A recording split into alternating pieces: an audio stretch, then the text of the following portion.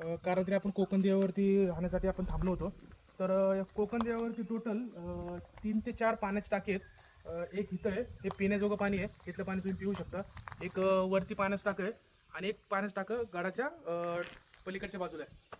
तर तुम्ही पाहू शकता कोकण देवावरती ज्यावेळेस पहाऱ्यासाठी सैनिक थांबायचे, त्यांनी राहण्यासाठी एक अशी उत्तम सोय केली होती. म्हणजे तुम्ही बसायला पूर्ण डोंगर खोदून त्यांनी एक डबल रूम काढली होती. त्याच्या आधी तुम्हाला एक गोष्ट दाखवतो. इथे बघा कसं भारी मस्त सोफा बनवलेला आहे त्यांनी, दगडांमध्ये कोरून बसण्याची एकदम व्यवस्थित नाही का सोय केलेली त्यांनी. बसू शकता इथे तुम्ही, 2 ते 3 लोक आरामशीर बसू शकतात.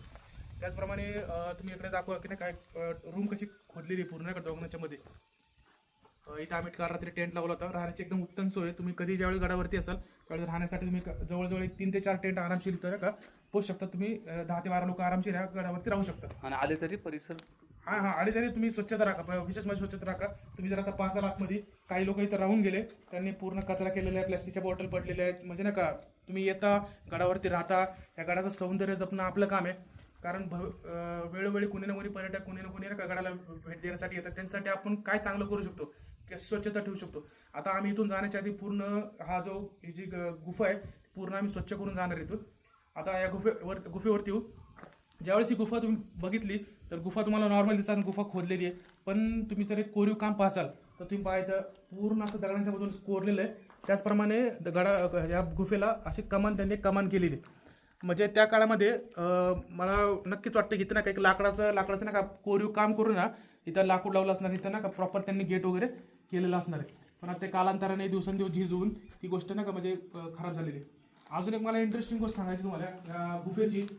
आता तुम्ही जर इथं पाहाल की इथं त्यांनी इथं खाच मारून इथं त्यांनी एक खड्डा केलेला आहे. इथं जो तुम्ही पाहता थोडंसं नाही का पाण्याचा ओलावा दिसतोय. म्हणजे इथून नक्कीच ही गुफा आहे ना पावसाळ्यामध्ये पाझरत असणार आहे. पाणी गुफेमध्ये येऊ नये आणि इथं राहण्याची अव्यवस्था होऊ नये म्हणून त्यांनी काय केलेलं आहे, इथं खोदलेलं आहे. जेणेकरून पाणी याच्यामध्ये पडून एक पन्हाळी तयार केलेली. आपण त्याची पन्हाळी घरामध्ये आपल्या घराला पन्हाळी करतो पाण्याचा ना का निचरा होण्यासाठी. तर ती इथं पन्हाळी तयार केलेली आहे. ही पन्हाळी तुम्ही पाहाल प्रॉपर अशी इकडून जाऊन इथं तुम्हाला असं वाटेल की इथं संपलेली आहे, पण असं नाही. ह्याच्या आतमधून त्यांनी एक कोरून ह्या बाजूने ते पाणी इकडनं येऊन प्रॉपर अशी पन्हाळी तयार करून पाणी इकडनं असं बाहेर जाण्यासाठी त्यांनी वाट दिलेली आहे. म्हणजे त्या काळामध्ये म्हणजे किती लोकांची नाही का टेक्नॉलॉजी, आपण आजच्या परिस्थितीत टेक्नॉलॉजी वापर करतो, पण त्या काळामध्ये त्यांनी किती छोट्या छोट्या गोष्टीचा विचार केला आहे.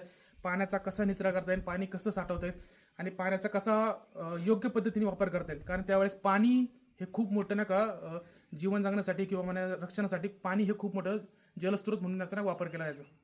धन्यवाद.